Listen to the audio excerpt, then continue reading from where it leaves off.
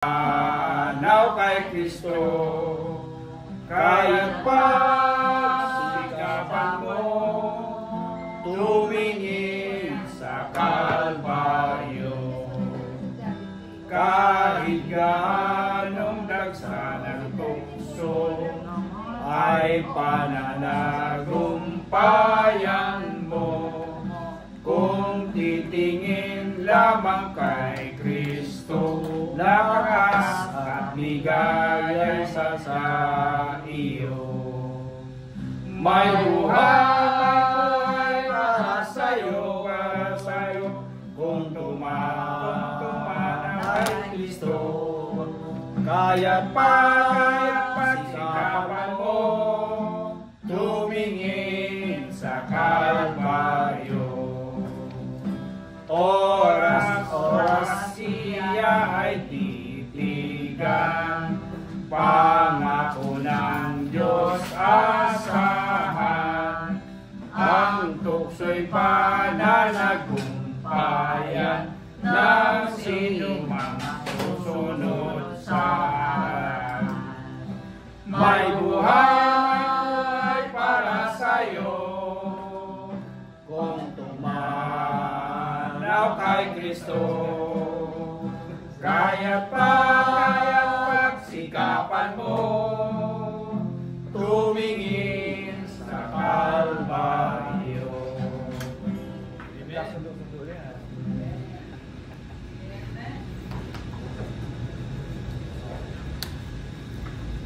Pinag-prayer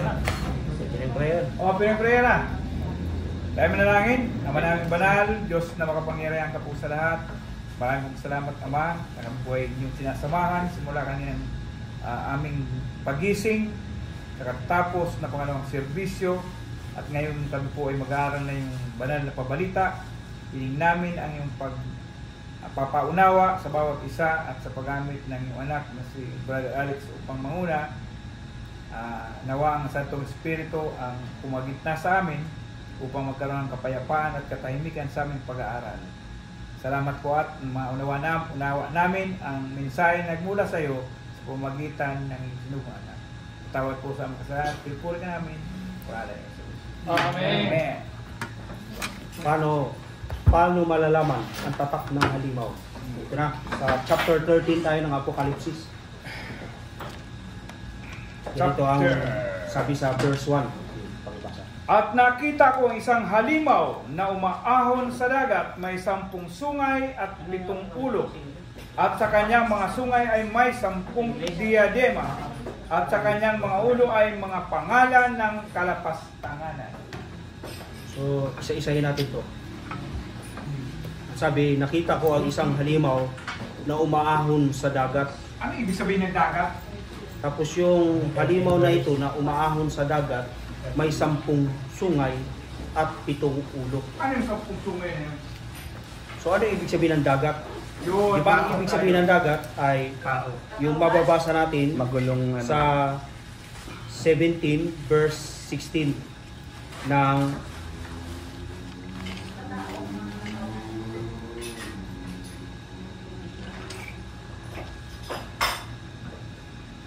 dagat? Parang karamihan ng tao na. Oo. Ito, basahin natin. Pakibasa. Revelation 17. Yan ang maray? Yan ang maray 17 verse 15. Yung tubig, yung dagat, tubig. 17 verse 15. At sinabi niya sa akin, At sinabi niya sa akin, ang tubig na iyong nakita na kinaupuan ng mahalay na babae ay mga bayan, napakaraming tao, mga bansa at mga wika. Ayun, diba? Oo. Ituloy mo, bro. Ang paliwanag. Ay. Alam, makukuno ko na yung Ang sabi rito, mga kapatid, nakita ni Juan sa vision yung beast, yung halimaw na umaahon sa dagat. So, hindi ito literal na halimaw, hindi rin ito literal na tubig o dagat. yung dagat na nakita natin o tubig na nakita natin, nabasa natin sa 17 verse 15 ay mga population pala ito ng mga tao, napakaraming tao, mga bansa, mga wika, mga bayan, di ba sabi doon? Yun pala yun. Ano na may ibig sabihin ng 10 sungay? Yung 10 sungay ay walang iba kundi yung 10 kaharian. So, 10 sungay, yun yung sa Daniel chapter 7, di ba? 10 sungay na yun. May nabuwal na ano. Oo. Signifying authority. Oo. Tapos, meron din siyang 7 ulo. Ano naman itong 7 ulo? Kaya medyo huwag kayo malito dito kasi may nakakalito dito pero kailangan huwag kayo malito. Ano ibig sabihin itong 7 ulo? Mamaya ating pag-uusapan yun. Tapos, may 10 diadema siya. So dito pinag-uusapan yung authority. Yung pagiging makapangyarihan niya. At sa kanyang mga ulo ay may mga pangalan ng kalapastangan. So medyo riddle ito siya. So, kailangan parang puzzle ito eh. So malalaman natin ito habang binabasa natin ito. Dito natin malalaman kung ano nga ang ibig sabihin nito. Ngayon, di ba sa Daniel 7, nandun yung 4 na halimaw? Di ba yung sa Daniel 7 nandun yung 4 na halimaw, di ba? Yung 4 na halimaw na yun, yung oso, yung leopardo, yung leon, at yung ika-4 na halimaw na kaiba siya sa chapter 7 verse 7 hanggang verse 8 ng Daniel ay nakakatakot siya, di ba? Nakakakilabot. Ay walang ibang pinatutungkulan, nagsama-sama sila. Dito natin mababasa sa verse 2. Basahin natin verse 2. At ang halimaw. At ang halimaw na aking nakita ay katulad ng isang leopardo at ang kanyang mga paa ay gaya ng sa oso at ang kanyang bibig ay gaya ng bibig ng leon. At ibinigay rito ng dragon ang kanyang kapangyarihan, ang kanyang trono at dakilang kapamahalaan. So, di ba, ang una nating paksa, yung nakaraan ay paano natin malalaman ang tatak ng halimaw. Dito naman, May TV pa naman sa atin. Mayroon tayong visual aid sana. o nga, kaso BBM ito, ano natin. O, kaya inano ko na lang siya, inabsorb ko na lang kasi BBM kasi ano. Dalawa sila, puro BBM yung ano. Kasi ito Ganda sana ng ano, Tagalog kasi, ganda. Ganda na. Yung isa, The Blessed Reader. Yung nabasa ko, binasa ko nung pinasa ko yung BBM pala siya. Tapos yung isa naman, yung sa iyong araw, ganun din. Naghanap ako ng walang politika, yung walang halong politika. For English. Wala akong Ano, literally ba si BBM yan? Hindi po. Hindi, ang ibig ko po sabihin, Sister Eva, yung vlogger na ito, BBM. ano to, magaling sa Bible study. Adventist ito. Kaso lang, yung ideology niya, BBM, kaya laging binibida si BBM. Laging sinasali yung politika. Oo, sinasabi. Di ba? Pansin naman ninyo, di ba? Mag-request ka sa kanya. Pero magaling siya. Nagustuhan ko siya kasi kaibigan ko to eh. Pupunta ko to sa... Sabi mo palitan nung kay Mahal. Lalong magagalit naman yung kabila. Dapat yung kuwan lang. Kasi pag hindi niya haluan kasi ng politika yung pagbablog niya, kumukunti yung viewers niya. Kaya hinahaluan niya. Ganon. Oo, hinahaluan niya. Ngayon Hindi, nung araw talaga, Nung araw. ang vlog niya, politika, walang halong Bible. Nag-ship lang siya. Oo, tapos, di ba, saling pwersa sila, si Duterte at si BBM. Kaya ang lakas ng, ano niya, ang lakas ng hatak niya sa mga tao. Nung naghiwalay yung dalawa, pumunti. Ano, Kasi, YouTube ba yan? sa YouTube. Yung pinanood natin dito, yung sa iyong araw. Yung sa iyong... Oh, yun. Tapos yung isa naman, yung The Blessed Reader, ganun din, BBM din. Ganda sana yun kasi AUP graduate Anong yun. pangalan yun, bro, sa iyong araw? The Blessed Reader. Hindi yung lalaki niyo. Hindi, dalawa yan sila. Yung isa, The Blessed Reader. Yung isa, sa iyong araw. Kaso lang, Kilala mo yun? oo, mga kaibigan Anong ko. pangalan? Yung real name yata ang tanong. Ilan ang... Yung totoo niyang pangalan? Pamangkin ni ano? Ni Danny Cuevas. Ah,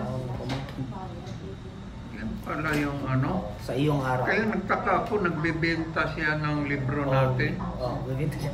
Yung Great Controversy. Oh, Great Controversy. Adventist ba to? Next time. Kasi nahaluan kasi ng politika eh.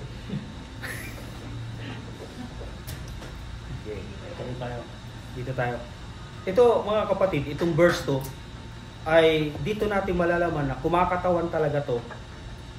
Walang iba kundi sa Roman Catholic Church. Verse 2 ba yan ng chapter 17? Chapter 13 verse 2. Verse 2. Apokalipsis. Alam mo kung bakit? Kasi yung doktrina ng pagano napunta sa kanya. Kasi paganism yung leopardo, paganism yung oso, paganism yung leon. Mga paganism yan eh. Napunta Oso. dito, ayan oh, at ang halimaw na aking nakita ay katulad ng isang leopardo. So kung ano yung teachings ng leopard doon sa Daniel chapter 2, nakuha niya. Absorb niya. Absorb niya. Ini-incorporate. In-incorporate. At ang kanyang mga paa ay gaya ng sa oso. So hindi ito literal, symbolical ito. Ibig sabihin dito, yung mga teachings, totoo naman, di ba? Bigyan natin example. Yung mga beads, wala naman hindi naman biblical yan eh. Pero nung unang panahon, wala pa ang Kristyanismo. Sa pagan teachings, may beads talaga. Di ba yung Para sa Hinduism? rosaryo. Oo, di ba yung Ay, rosaryo? yung Oo, bilog-bilog. beads, oh, di ba? Sa Di ba napansin Buddhist. mo yan, Sister Eva, di ba? Sa Quran, meron. Sa Quran, di ba? Kuha nila yan. Tapos yung mga halo-halo, hindi naman sa Christian teachings yan eh. Di ba pagka saint ka raw o banal ka, may halo ka. O, di ba halos lahat yan, nakuha yan sa mga pagan teachings. Paganismo. Napakarami. Tulad ng yung paniniwalang yung patay, pag namatay, buhay pa rin. Pagan teachings din yun Yung eh. Christmas bro. Pagan pa rin yun. Yung punong kahoy na Ay, yung- pag-ano ng Christmas tree gagawin. Sa pagan pa rin nakuha yun eh. Pati Ay, yung Pero ano, naniniwala tayo na si Jesus Christ talaga, ipinanganak talaga siya. Hindi Oo. lang natin alam kung anong kung December, kung Pero, baka April siguro yung pinanganak Christmas yun, o sa talaga, Mayo sa pinanganak Sa yun. pagan Hindi talaga natin yung Christmas. alam. Oo, sa Paano sa yung pagan. Christmas gift at saka yung Christmas buono? Pwede tayo mamigay ng Christmas Sige. gift. Okay, malinaw na. malinaw. Hindi na sa pagan, sa Pilipino na yun. Uy, may 13 month pay din sa ibang bansa. Meron din sa ibang bansa. Uy, may isang company dito, 17-month paper. Oh, kita mo. Malinaw. Kami Malinaw. 14. Malinaw. 14 month pay. 14. Habang 20. 17 meron. Kami 14 talaga kami. Ako talaga hindi ako kontra yan. 15, 16. 15 ba? Pero yan. Kahit ngayon, pag may magbibigay sa akin, tatanggapin ko talaga. Sana all. Okay. Tuloy. Bawal daw sa atin yung Christmas, pero May bonus.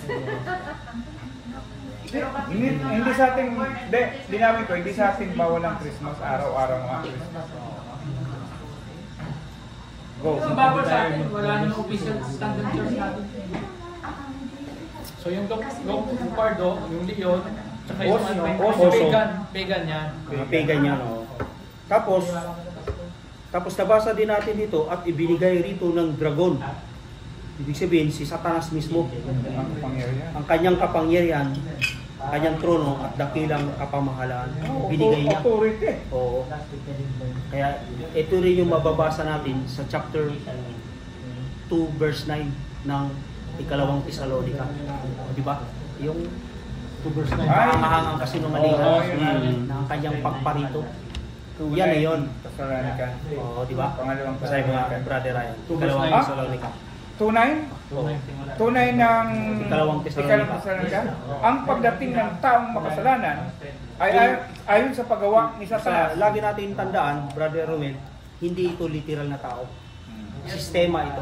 Ibig sabihin, pagdating ng sistemang ito, ayan, darating yung sistemang ito, no, ay ayon sa Ang pagdating ng taong makasalanan ay ayon sa paggawa ni Satanas. yun. na may buong kapangyarihan at mga tanda ng mga mapanlinlang na kababalaghan. Yon. Mapanling lang. Yung at nakabalaghan. ibinigay rito ng dragon, yun. Oo. Yun yung, di ba, yung sa 13 verse 2, Sister Eva. 13. Yun. Ako na naman. So pareho yan, Sister Eva. Mapanling lang nakabalaghan. So dito nabubuo yung papal supremacy. Dito nabuo yung religio-political system. Hindi ito literal na tao. Church and state. System. Religio-political system. Nagsanib puwersa sila, kapatid. Tapos nabasa natin, ang pinaka-lundo ng pag-uusapan natin, yung verse 3. Ang isa sa mga ulo nito ay parang pinatay, ngunit ang sugat nito na ikamamatay ay gumaling at ang buong lupa ay namamanghang sumunod sa halimaw. Yun. Diba? So, yung isa sa mga ulo nito ay parang pinatay. Di ba? History bro. History. Di ba meron siyang 7 ulo? Oo. Di ba meron siyang 7 ulo? Saan nga natin nabasa na meron siyang 7 ulo? Sa una. Doon sa verse 1, di ba? Verse 1. So, isa sa mga ulo nito ay parang pinatay. Ibig sabihin, naging 6 sila. Yung isa para siyang pinatay na akala mo patay siya, pero muli siyang nabuhay. Tapos namangha ang buong mundo. Ayan, no?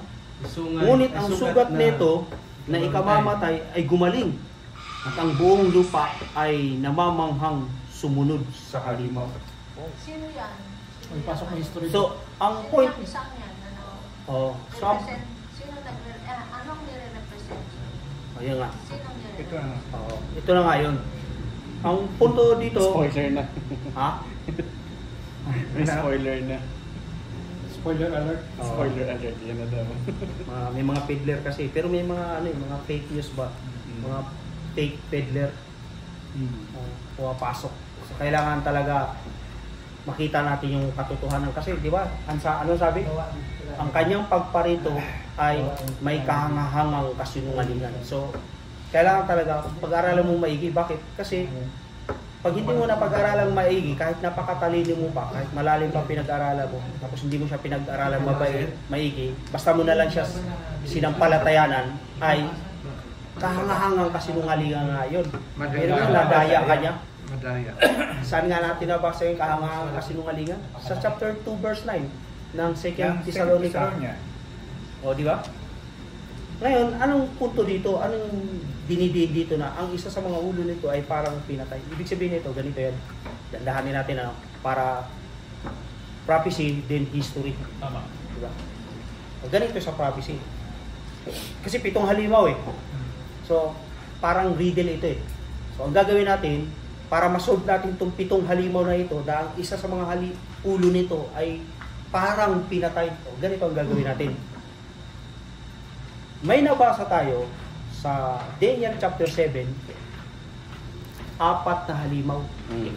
So, 4 na halimaw, kulang ng 3 halimaw. So, yung 3 halimaw ngayon, isusunod natin yun. Pero bago natin masolve ito o isunod ito, pag-usapan muna natin yung 4 na halimaw. Ano yung 4 na halimaw? Yung unang halimaw, yung Leopardo. hindi yung pardo. Babylon. Leon. Oso. Leon na may Pakpak. pakpak. Tapos yun yung Babylonia, di ba? So bumagsak siya. Leopardo. Hindi, yung oso muna, oso. Oso. Di ba yung oso, yun Bear. yung ano, Medyo Persia. Medio Persia. Medo Persia. Medio Persia, di ba? Iran. Medio Persia, di ba? Tapos bumagsak siya. Sinundan siya ng Grecia. Grisya. Yan na yan. Di ba ang Grisya ay from 331 BC to 168 BC? Tama ba? O di ba yan yung mga panahon na yan? Tapos bumagsak din siya. Tapos sa pang-4 na halimaw, mababasa natin sa chapter 7 verse 7 hanggang verse 8 ng Daniel. Yun na pala yung Roman Empire. Habang titingnan. Dalawang klaseng Roma na dapat ninyong intindihin. Dalawang klaseng Roma. Monarchia. Isang pagan Rome at isang papal Rome. Yung isa political Rome, yung isa religio-political Rome. Yun ang huli. Di ba? Religion. So, pero bago pumasok yung religious political room, ay political room muna. Yun yung pagan room. Bago ang papal room, pagan room muna. Yung pagan room, yun yung 7 ng Daniel. Yung papal room, yun yung verse 8 ng Daniel. Sa verse 24, chapter 7 verse 24, yun yung pagan room. Yung verse 25, yun yung papal room. Sana nakuha nyo ko. Tingnan, basahin nyo. Daniel 7. Basahin natin. Yung isa, 7 verse 24. Yun yung pagan room. Tapos pumasok yung verse 25, yun yung papal room. Sige, basahin nyo. Tungkol sa 10 sungay mula sa karyang ito ay babangon ang 10 hari. Oh, At may isa pang babangong kasunod nila. yan. Siya ay magiging kaiba kaysa mga nauna at kanyang ibabagsak ang 3 hari. At siya ay magsasalita laban sa kataas-taasan at lilipulin niya ang mga banal, 25 na to. At ng kataas-taasan at kanyang iisipin baguhin ang mga panahon at ang kautusan at sila ay ibibigay sa kanyang kamay hanggang sa isang panahon, mga panahon at kalahati na isang panahon. Ibig sabihin, yung verse 24, yun yung katapusan ng pagan room. Tapos, yun din yung pasimula ng papal room. Pasimula din yan ng papal room eh. Hanggang sa verse 25 na, yan na talaga yan, lumantad na yung papal room. So, dito, nasolve na natin yung 4 na halimaw. Solve na natin sila, 4 sila ng halimaw.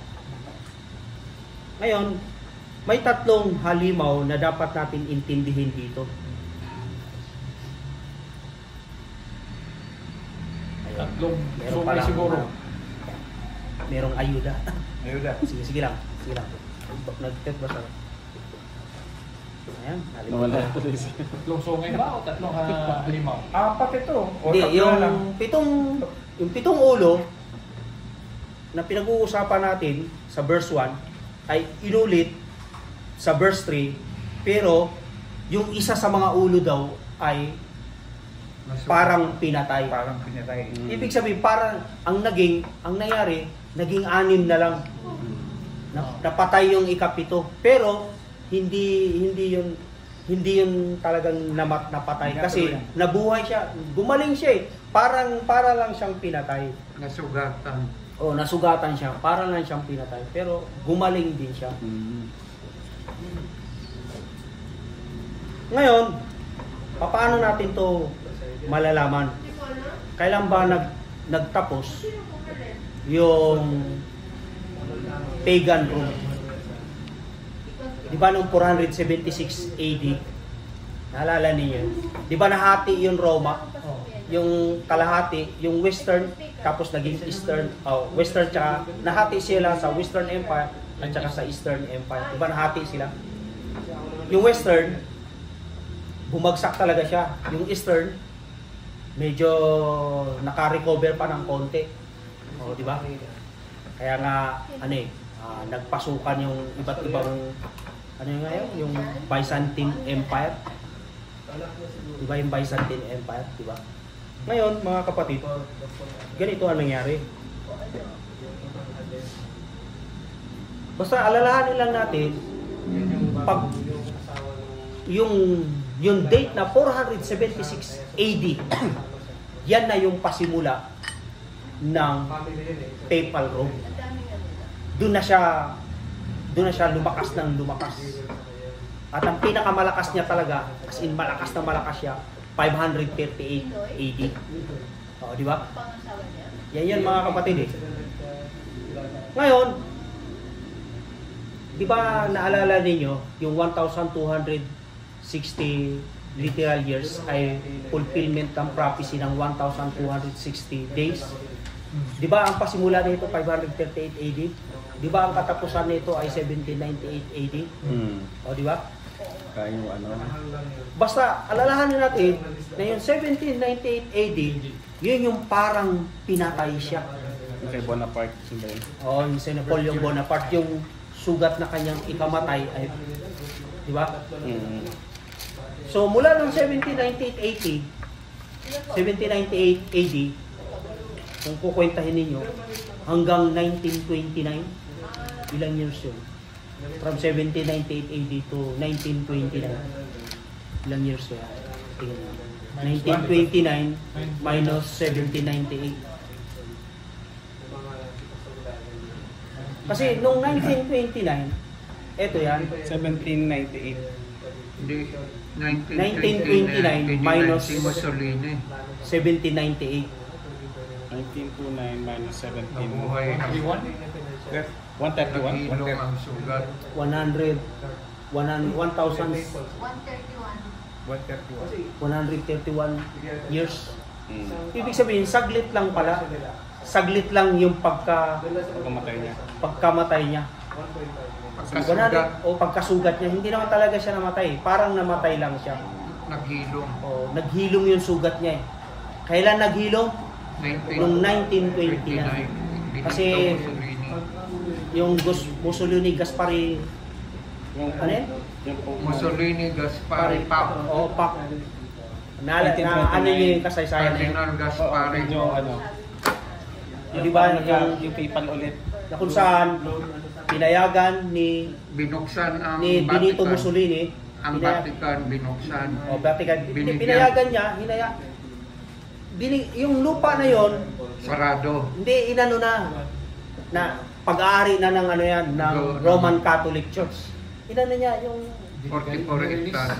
Pero ibig sabihin from 1798 to 1920, walang Catholic ano yun? hindi, may papa pero mahina sila. Hindi malakas yung impluwensya sa buong mundo. Cardinal lang. Oh. Hindi, may papa. Yung nga lang, hindi malakas yung impluwensya. Hindi siya na yung ano nila sistema, yung ano nila. Oo.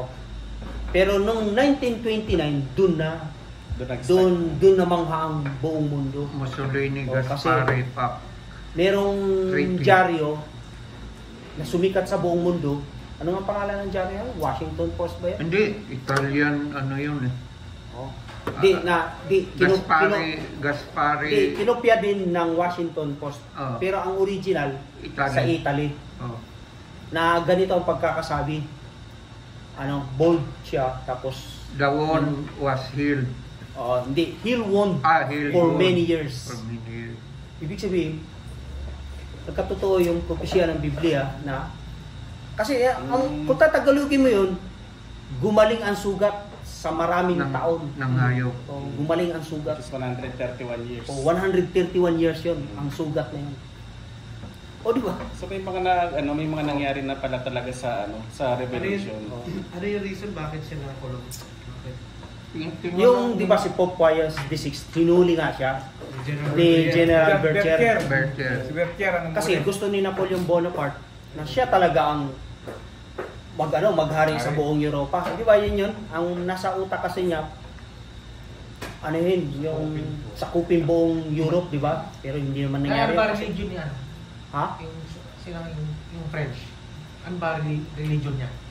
Si Napoleon Bonaparte? Siguro Di ba siya Katoliko to.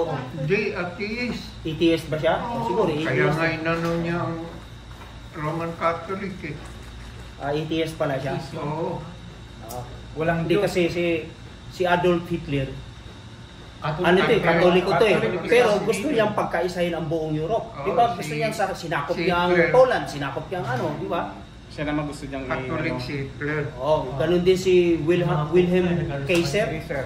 Gusto rin niyang pagkaisahin buong Europe. Si Wilhelm. Pero hindi rin natupad. Wilhelm Kaiser. Naalala mo, Sister Eva, yung sa Daniel chapter Surely may 7, sa Daniel chapter 2 pala, sa verse 44, verse 43, na yung bakal tsaka putik, pinaghalo pero hindi nagsasama. Ang ibig sabihin talaga nun, Intermarriage.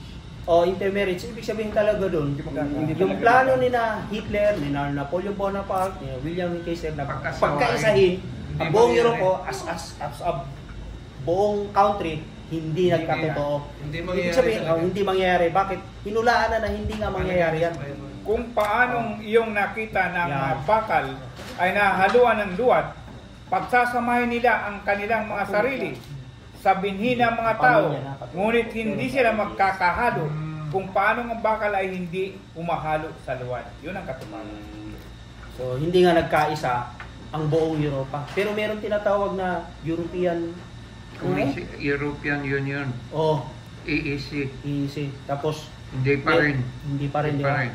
Pero meron silang plano na Umalis ang Britain eh, Brexit eh. Brexit, Brexit. pero meron silang plano na someday somehow daw magiging isa na ang Europa. Plan. Hindi Di ba mangyari. meron kayo nabasang ganun, ano? Oo. Pero malabo mangyari yun. Malabo. Kasi bakit? Nasa hula nga ng Kasi Bible. nag-train na sila one world currency. Oo nga. Yung sa One world currency. Oh. Yung Eh, euro, umalis ang Britain, Brexit.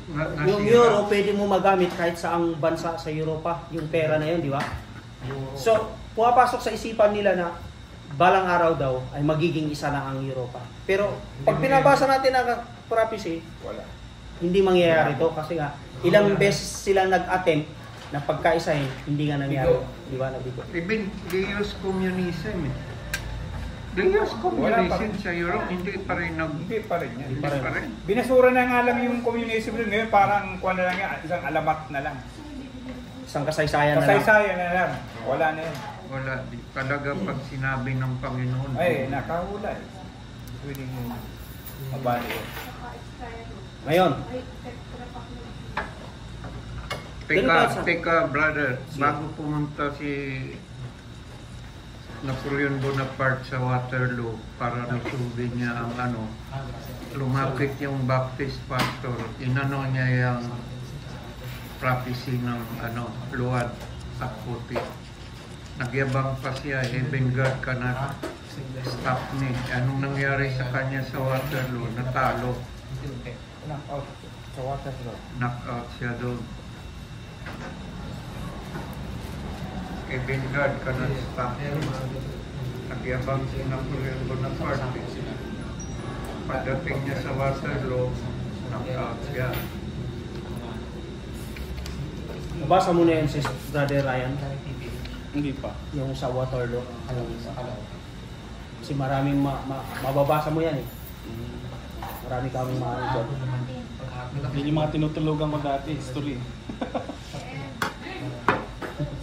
May ano pala.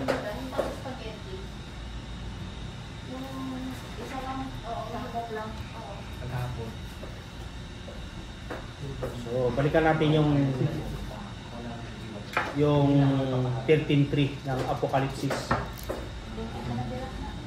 Ang tanong kasi, magkakaroon pa kaya ng isang panunumbalik ang kapangyarihan ito? So, pansinin natin, ang panunumbalik ng kapangyarihan ito ay pinapaliwanag na mabuti ng Apokalipsis chapter 17. No? Basahin nga natin yung 17, verse 12, verse 13 ng Apokalipsis. At ang 10 sungay na iyong nakita ay 10 hari na hindi pa tumatanggap ng kaharian. Subalit sila tatanggap ng kapangyarihan bilang mga hari sa loob ng 1 oras kasama ng halimaw. 13. Ang mga ito ay may isang pag-iisip at ibinibigay nila ang kanilang kapangyarihan at kapamahalaan sa halimaw. Yun ang So, pansinin ninyo, at ang 10 sungay na iyong nakita ay 10 hari. So, anong papasok sa isipan niyo? Anong papasok sa isipan niyo? O, sa Europe to, nangyari to sa Europe, di ba? Sa Europe to. Na hindi pa tumanggap ng kaharian. Hindi pa daw tumanggap ng kaharian. Subalit sila ay tatanggap ng kapangyarihan bilang hari sa loob ng 1 oras kasama ng halimaw. So, medyo malalim to. Yung 1 oras, yung 1 araw, katumbas ng 24 oras. Ayan. Pero yung 1 araw, anong 1 taon verse yan, yan. bro? Anong verse yan? 17, 12, 13. 17:12 ng Apokalipsis. 17 verse 12. Yan.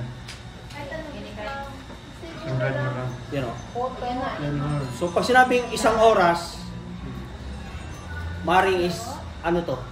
Isang araw. Ano lang to? Maring Isang buwan lang siguro buwan to. lang kasi 15 days. 15 days. 15 days siguro to. Meron kaya sa kasaysayan na nangyari na 15 days nagkaroon sila ng conference. So, mariresearch niyo yan, mapapag-aralan niyo yan. Tapos, pag natuklasan ninyo yan, ang nangunguda dyan, ang ibig sabihin, yung pinaka-sentro nila dyan, yung Papa sa Roma. Sahin nyo. Makikita niya. Mamadali nyo mabasa yan. Sino ano? Video ko. Ang history yan. Kahit sa ang history, makikita niyo yan. Yan, Doon sa Europa na na... Brother Ramel, may internet ka? Baka Ay, yung buta na eh. Buta na yung ano. Brother Alan, Tap- baka yung ano to, yung Illuminati. Yung di ba? Sama-sama na yan dun. Member lahat ng mga Oh, kasama na yan sila. powerful. Kasi, hindi nyo napapansin, pagka Papa sa Roma, pagka ang Papa na ang ano, yung buong mundo halos naroon, di ba yung si Pop Leo XIV, nung in-announce yung pagiging Papa niya, o di ba, ang presidente nga ng Pilipinas pumunta ron eh. Kahit nga yung sa Saudi Arabia, may pumunta doon, mga Muslim. leader ng Arab countries pumunta ron eh. Anong ibig sabihin nun? Sikat talaga siya. Yun yung pinag-uusapan dito na sikat siya. Di ba yung kung paano namangha ang buong mundo, namangha sila. Yun yung pagsikat talaga nila. Uy, sikat to ah. O, di ba? Kailan yun nangyari? 1929, di ba? Noong 1929, namangha ang buong mundo noon. O, di ba? Noong 1929. Yun yung pinag-uusapan dito, pinupunto dito ng verse 12 at saka verse 13 ng Apokalipsis. Basahin natin. Ang mga ito ay may isang pag-iisip. O di ba isang layunin nila? Ang isang layunin nila ay walang iba kundi at ibinigay nila ang kanilang kapangyarihan at kapamahalaan sa halimaw. Tandaan natin na yung halimaw na ito ay hindi ito literal na halimaw. Ito ay religio-political system. Kasi inaano nila, uy, halimaw, parang nakakatangot. Meron nga ako nakausap na naging dito. Pinasok ba naman niya yung aswang? Kasi hindi niya, nalito na siya eh. Pinasok niya yung mga kikik, yung mga ganun ba? Mali yun. Malilito ka talaga pagka ganun yung pagkaunawa mo, gagawin mong literal yan. Yung halimaw na dinidiin dito ay religio-political system. Hindi ito political, hindi rin ito religious, kundi pinagsama sila, relihiyon at politika. Powerful yan. Pagka relihiyon at politika, powerful yan. Pero pag relihiyon lang, hindi yan powerful. Hindi yan makapangyarihan. Pero pag samahin mo yung politika at relihiyon, makapangyarihan yan. Bakit? Biruin mo yung pag-iisip nila at yung kapangyarihan nila, ibinigay sa halimaw. Ibinigay. Oh. Kailan nangyari yan? Di ba 131 years nag-heal yung sugat siya. After 131 years, naghilom siya. Nagkaroon ng conference. Anong panahon na yun? 1929. 15 days silang nag-meeting doon. Ano yun yan? I-research niya. Mussolini Gaspari Pact. Nakawa mo, Sister Eva? Oh, yun yon. Nag-usap-usap sila doon. Oh, di ba? Biruin mo yan. Ano? Bansa na siya. Kailan na-declare na bansa siya? Dineclare siya, bansa siya, pero city siya. 1929. Oh, di ba? 44 hectares. Oh, 44 hectares lang. Malaki pa nga yata ang UST. Iba oh, yung kasi laki ng UST. Hindi, i-explain mo sa kanila na ang Italian government ay iba sa Papa. Oh, iba nga. Oh, kailan nga nangyari yun na nagkaiba sila? 1929. Doon lang. Oh, doon lang. Doon naging Vatican ng Vatican. Oh, doon naging Vatican doon City. hinangaan ng buong mundo ang Vatican. Pinakamaliit pero pinakamakapangyarihan. Pinakamaliit pero pinakamakapangyarihan. Kaya pala Little Horn eh, no? Kaya Little Horn. Yan siya yung Little Horn. Little Horn Si pala. Traidor Lucifer ang nasa likod. Hanggang sa verse, huwag natin kalimutan, hanggang verse 5 yan kasi. Ituloy natin. Hanggang verse 5 yan eh. Verse 4, basahin natin yung verse 4. Ano yung tuwan pa, no? Chapter 13, verse 4. Sige. At ang mga tao ay sumamba sa dragon sapagkat ibinigay niya ang kanyang kapangyarihan sa halimaw. At sinambal niya ang halimaw at sinasabi, sino ang katulad ng halimaw at sino makakalaban dito? Verse 5. Ang halimaw ay binigyan ng isang bibig na nagsasalita ng mga palalong bagay at ng mga kalapastanganan at pinaintulutan siyang gumamit ng kapangyarihan sa loob ng 42 buwan. O, di ba? 42 Di months. ba alam na ninyo yung 42 months? O, alam na ninyo, di ba? Nasolve na ninyo yun. Sa Times 70 30. prophecy. Sa Daniel's. Hindi, yung 42 months, yan yung 1,260 Times days. 30. O, di ba? Yan yun. Times Yung 30. 42, i-times mo lang siya sa 30. 30. I-times mo lang siya sa 30. Months eh. Oo. Pero meron Magiging din- 1,260. May parallel siya ano sa Daniel, di ba? Yung, Kasi persecution time yan. Yung hindi, 1,200. yung 42 months, ito yung 7 talata. 2 talata sa Revelation, 5 talata sa Daniel. Daniel. Yung isang panahon, mga panahon, kalahati ng isang panahon. Di ba alam na ninyo yan? Yan yung sa 725 ng Daniel na Sister Eva. Naalala mo? 1 to 60. Oh, yan yun. Kailangan huwag kayong malito dito mga kapatid ha. Kasi ano eh, pagka mahilig ka magbasa ng ganito, hindi ka malilito dito habang tumatagal, Sister Eva, hindi ka na malilito. Susundan mo. Kasi masusundan mo na siya na masusundan. Pero required na may alam ka tungkol doon. Oh. Ito yung 1 to 60 years ba? Oh, yan yung literal, yan yung fulfillment ng 1 to ng 60. prophecy ng 1,260 days. So, nangyari na pala talaga to. Nangyari na yan. Panahon ng ano yan, persecution. Oo. 1,260 Dark. years. Naging makapangyarihan siya. Dark Ages na tinatawag. Dark Ages yan, yung pinatay ng Papa 50 Paano million. kinumpute yung 42 months? Pwedeng palutangin ng Kasi bangka sa 42 dugo months, ng mga 30 martir. times 42. Hindi, 30 times po ito. 30. Kasi Isang yung buwan. 30 days, yan yung ganito kasi Sister Eva, no? Bakit 30 days? Kasi tayo kasi 365 days Gregorian calendar tayo, di ba? Pero sa Jewish calendar, 360 days lang sila. Sarado. Kaya sa 30 days, isang buwan yun, di ba? Isusuma mo yun, 360 talaga yung days. Yun sa Jewish calendar. Yung pag-aaral natin ng Biblia ay Jewish calendar. Ginamitan natin ng Jewish calendar. Huwag kayo malito dun ha. Actually sa calendar, Sa biblical calendar yung ginamit natin. Oo, biblical. 10 buwan lang ang pinaka-original pala eh, hindi 12. Oo, sa sunod natin pag-aralan yun. Hindi Para sa Joseph talaga. dito muna tayo sa ano, sa 10 buwan lang. dito muna tayo sa Sabihin na, 42 months. 42 months. Yung 42 months, huwag tayong malito. Yan din yung isang panahon, mga panahon kalaki na isang panahon. Yan din yung 1,260 days. Yan din. Days and Pareho years. lang yan.